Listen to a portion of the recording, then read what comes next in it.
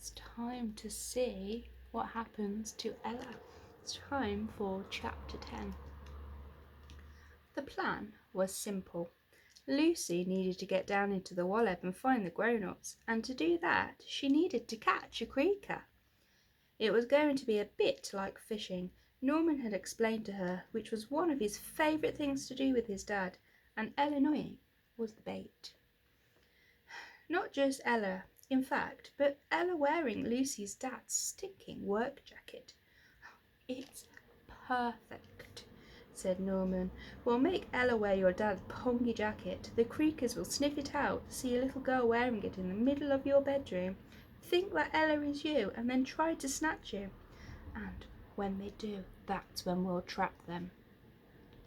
Now, it's not very nice to use little girls as live bait to catch monsters, but if you do ever have to, then it's always best to use an annoying little sprog like Ella, just in case they do actually end up getting snatched. That way at least you don't have to put up with them anymore. Don't worry, Norman added quickly, seeing that Lucy was looking uncertain about this plan. I'm about 87% confident that we'll catch a creaker before it gets anywhere near Ella. Norman and Lucy agreed that this was an acceptable risk in such extreme circumstances, and so they went straight back to Lucy's house to lay creaker traps. But to Lucy's surprise, her house wasn't quite as she had left it. "It's clean," she said as she looked around at the mess-free house. The night before she'd been too scared to tidy up. She just leapt into bed, leaving the house in a right state. But today it was spotless. "How odd," Lucy said. "The house was a complete pigsty yesterday. There was rubbish everywhere. I didn't clean it up, and no one else has been here except—" She paused for a moment. Her eyes opened wide. "The Creakers!" they both shouted at the same time. Norman shook his head. "Wait a minute. Are you saying that the monsters under your bed, the ones that snatched away all the grown-ups and live in that creepy world beneath us, decided to have a quick spring clean before chasing you down that hole last night?" "Looks like it," Lucy said, shrugging. "I wonder why?" Norman pondered, scratching his neatly combed hair thoughtfully. "What are you thinking?" asked Lucy, intrigued by Norman's pensive silence. "Well, any half-decent scout knows that the best way to snatch something is to work out what it wants. The Creakers are coming back for your dad's disgusting coat, right?" "Yeah." "You said you left the house like a complete dump." "Yeah." "And when you came back, all the mess had gone." "Right! So maybe," Norman thought for a moment, "maybe that tells us something about these Creakers. Maybe they just love rubbish." "What?" said Lucy, finding that a little bit weird. "Think about it. You said yourself that the wallop was all disgusting and stinky.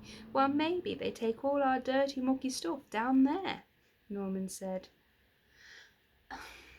Lucy opened her mouth to argue, but found that nothing came out. Sometimes that's how you realise that someone else is right. "Let's make a creaker trap," Norman grinned. They spent the rest of the afternoon cobbling together the craftiest creaker trap that they could think of. Lucy was pretty good at it, but Norman, with his scouting expertise, was amazing. He rolled out a large sheet of paper and drew a map of Lucy's room. "This is only rough. If I'd have had more time, I would have drawn a more accurate plan," Norman said apologetically. "Oh, Norman, it looks amazing," said Lucy, staring at the incredibly detailed drawing spread out in front of her, on which Norman had written "Norman and Lucy's Creaker Trap Plan" in big letters. "Here is a copy of the plan." Together they set to work collecting the most horrid, stinking leftovers from the back of Lucy's dad's rubbish truck. Norman showed Lucy how to lay out a trail of the rotten stuff leading from the shadows of her bed to the centre of the room.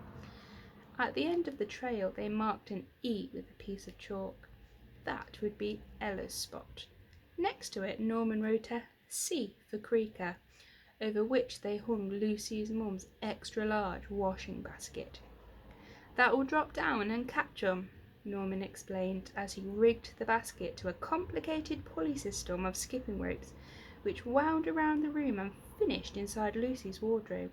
"That's where you'll hide ready to release the basket," he added. "Where will you be?" Lucy asked. "I'll wait on the bed, ready to jump on the basket once it lands on them," Norman said, sounding surprisingly brave. "What are you going to do once we've got them?" "I'm going to make Ella sing to them until they tell me where they're keeping the grown-ups," Lucy said, and they both laughed and admired their masterpiece. Somewhere in that laughter, Lucy realised she hadn't felt this happy since her dad left. Despite the grown-ups going missing, the sudden appearance of monsters in her room, and a backwards world existing beneath her bed, Norman had managed to make her laugh. She didn't know how it happened, but at some point during the afternoon, she and Norman had become friends. Maybe it was because they were the only two people in Whiffington who knew about the Creakers. Well, apart from Ella, who sort of knew. It was their secret, after all, and nothing makes stronger friends than a secret. The house was ready. The trap was set. Now they just needed to wait for the Creakers to return. "Why do I have to wear this rotten thing?" Ella whined, as they sat her down in the middle of Lucy's room, right on the mark of E. "Oh, it just makes the ghost stories even scarier. You know, the bad smell and all that," Norman lied. "Yeah, it adds to the effect," Lucy added. "Okay," said Ella uncertainly as the massive stinking coat swamped her shoulders, covering her silky pink pyjamas. Norman and Lucy both had their dressing gowns on to hide their clothes underneath. Norman was wearing his full Scout uniform and Lucy was in her favourite pair of dungarees, so although they looked ready for a sleepover, they were fully prepared for an adventure.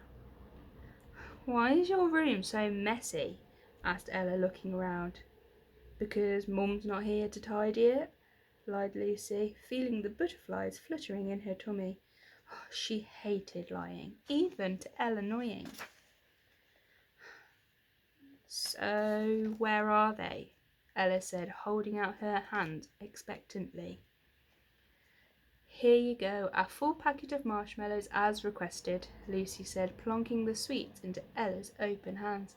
"Oh, goody goody, nom nom nom," said Ella, ripping open the packet at once and beginning to munch on them, picking out all her favourite pink ones. They switched off Lucy's bedroom light, huddled round Norman's torchlight, and spent the rest of the night sharing spooky stories like the haunted treehouse, Night of the Living Dead Goldfish, and Norman's personal favourite, the campsite critters of Cold Creek. "Those stories weren't scary at all," Ella whined. "You two are rubbish. I thought you were going to tell really scary ones. You two are both big scaredy cats." All of a sudden a bell chimed from the church across the other side of Whiffington town, echoing through the darkness of the night outside. "Oh, listen to that. It's midnight," Ella said, looking a little excited. "That's right, Ella. And do you know what happens at midnight?" Norman's head turns back into a pumpkin, Ella giggled. "No. It's when the Creakers come out," Lucy said. Ella fell silent and stopped chewing her mouthful of pink marshmallows. "The what?" "Creakers. You have heard of the Creakers, haven't you?" Norman said. "Yeah, oh, Creakers, of course, sure. I know all about Creakers. I probably know more than both of you, actually," Ella replied. Lucy could tell she was fibbing. "But maybe you could just remind me." "Creakers are the things that hide under your bed," said Lucy.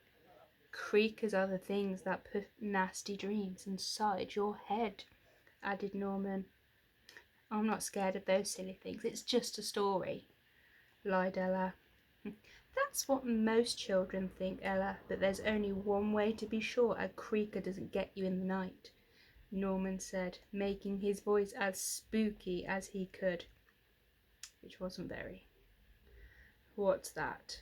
Asked Ella. To stay up all night. And not go to bed, added Lucy. Ella started to look a little uneasy, like she wanted to go back to telling the not-so-scary stories. Right, I'm off to sleep, said Norman chirpily, switching off his torch and climbing into Lucy's bed. Nighty-night. Wait, you're actually going to bed? What if a creaker comes? Whined Ella. It's just a story, like you said, Norman yawned, rolling over and pulling the covers over his head. You know, I'm feeling sleepy too, said Lucy, climbing into the wardrobe, which she'd lined with a duvet and pillow. She closed the door until she could just see Ella through a small crack. Are you both bonkers? Ella cried. If these sneaky things creak out and you're both fast asleep, you'll both be goners. We've got to stay all night. She huddled on the floor, keeping a careful eye on the shadows underneath the bed. Right on the spot, marked with an E. Okay, we'll take it in turns. You take first watch, Ella, Lucy said, smiling to herself as she settled into her little snug inside the wardrobe. Even though she couldn't see him, she knew that Norman was smiling too. Their plan was working. For now. Come back next time to see if the plan works.